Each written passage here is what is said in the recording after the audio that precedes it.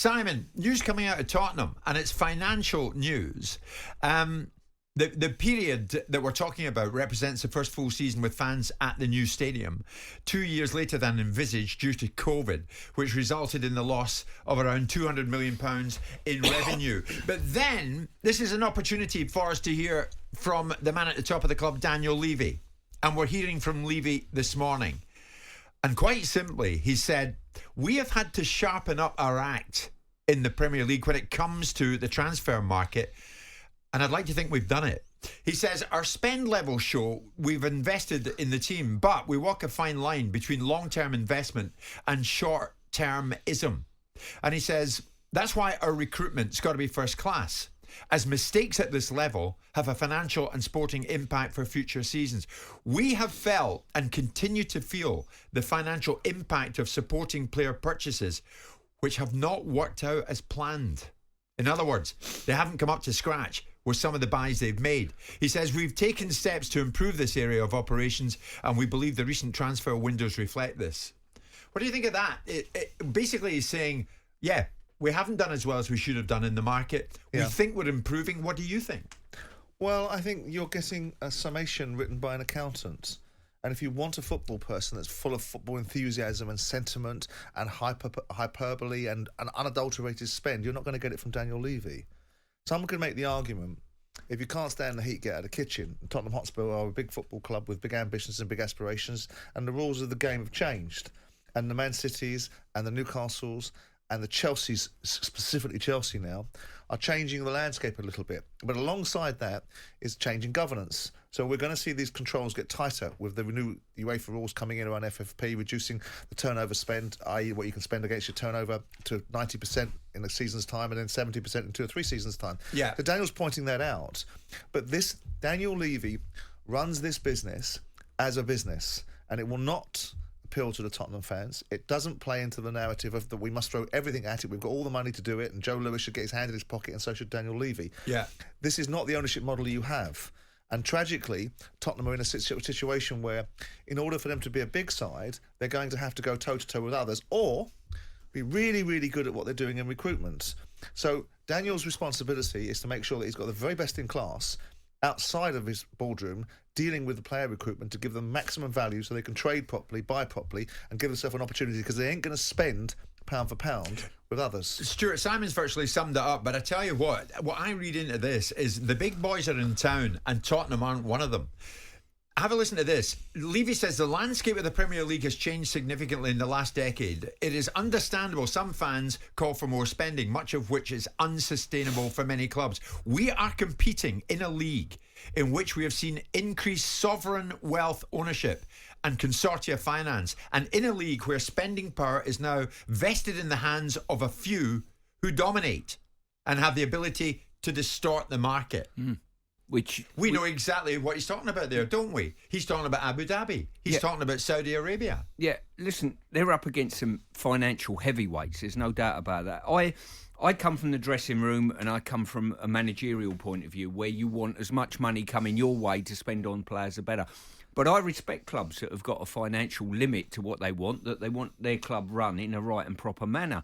A couple of things he said there about first-class recruitment. I tell you what, you can watch all the DVDs, you can watch players live many, many times. But I tell you what, when they join your football club and come from foreign shores, you're in the lap of the gods quite often, whether they hit the ground running or whether they're, fall away.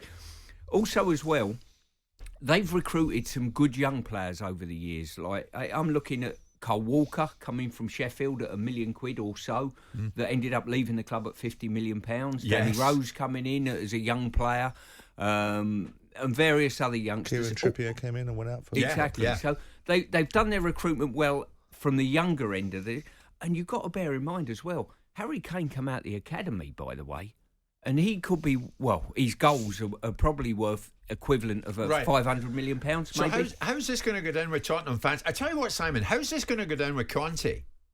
Because when he hears Levy saying we're in a league where the spending power is now vested in the hands of a few who dominate and have the ability to distort the market, and it's not us. Well, let's just answer that We're question. not one of the big boys. Let's answer that question in isolation.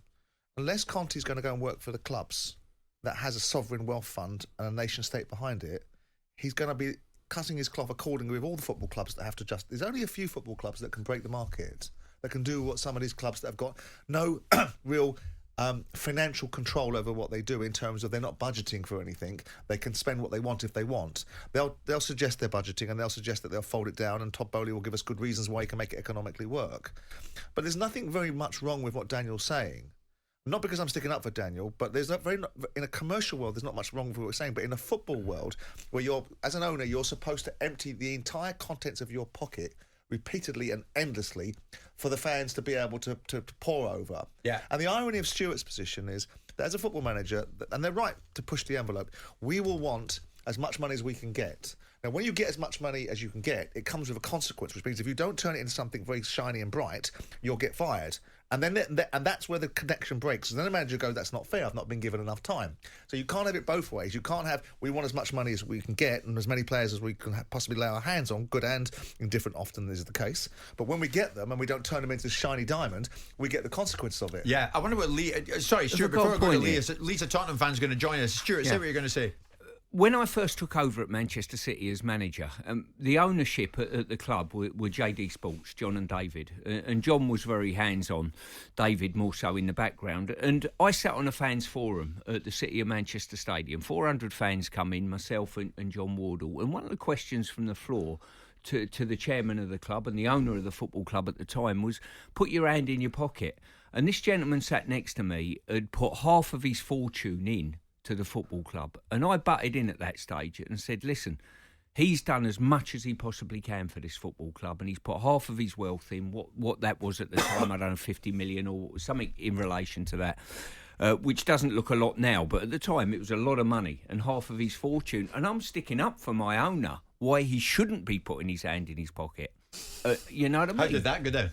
Well, to be fair, the questionnaire from the floor, it put him on the back foot and shut him up straight away. Well, it will do. And the situation is that answer will then be countermanded or overturned by, well, if you can't do it, get out of our club and bring someone else in that can do it. Yeah. That would be the respect. I think what Daniel Levy is saying here this morning, Simon, yes, and you're the expert on these matters, it is sense, but it's not really what the Tottenham fans want to hear, and it ain't what Conte wants to hear. Lee's a big Tottenham fan. Lee, good morning. What do you think of what is an extremely pragmatic statement from Levy? Good morning, lads.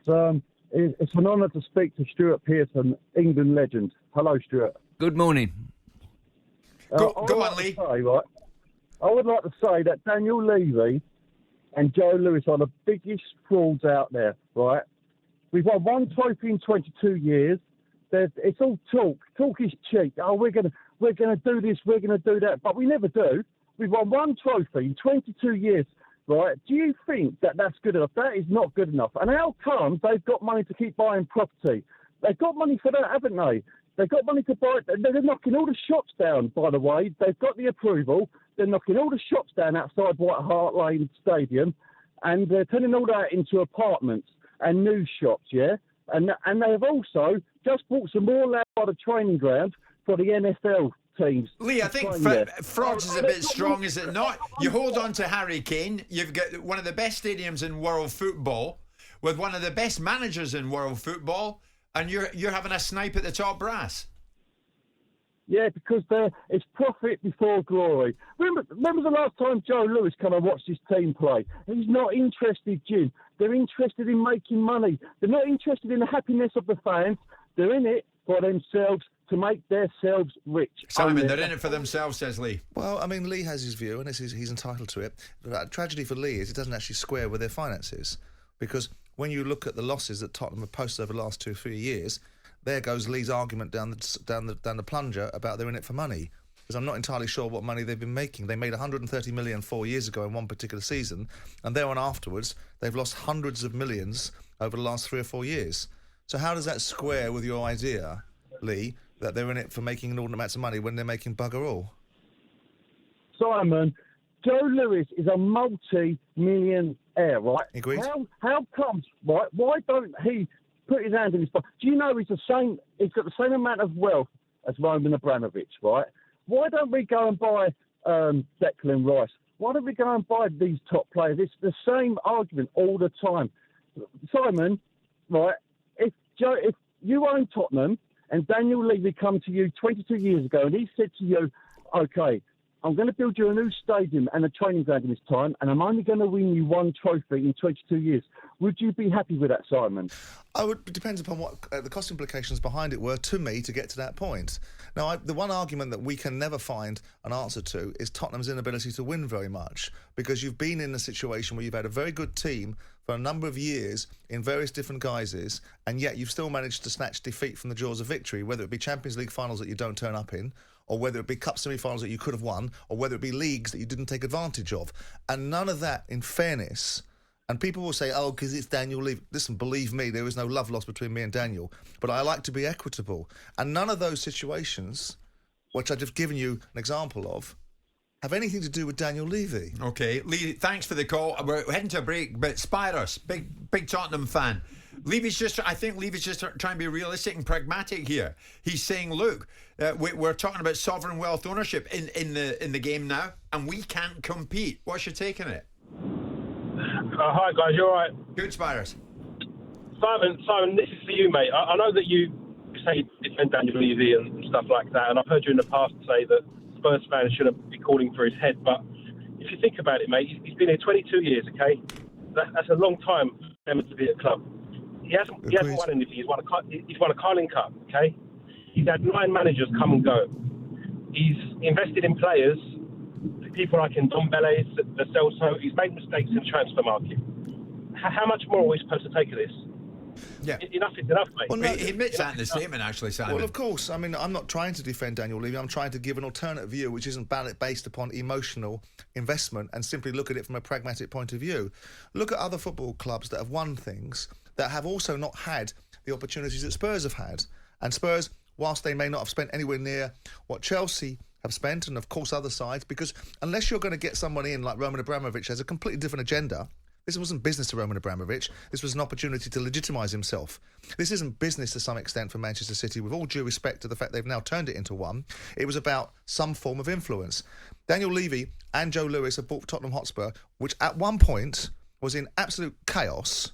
You know, it wasn't so long ago that Irvin Scholar had your football club in absolute chaos, and it wasn't much better to some extent when Venables was there. So over the last 20 years, you've secured your financial position with proper financial controls, but you haven't won anything. So the problem is Daniel can never push back against the narrative of not winning anything, because it's a matter of fact. But there are also lots of other clubs.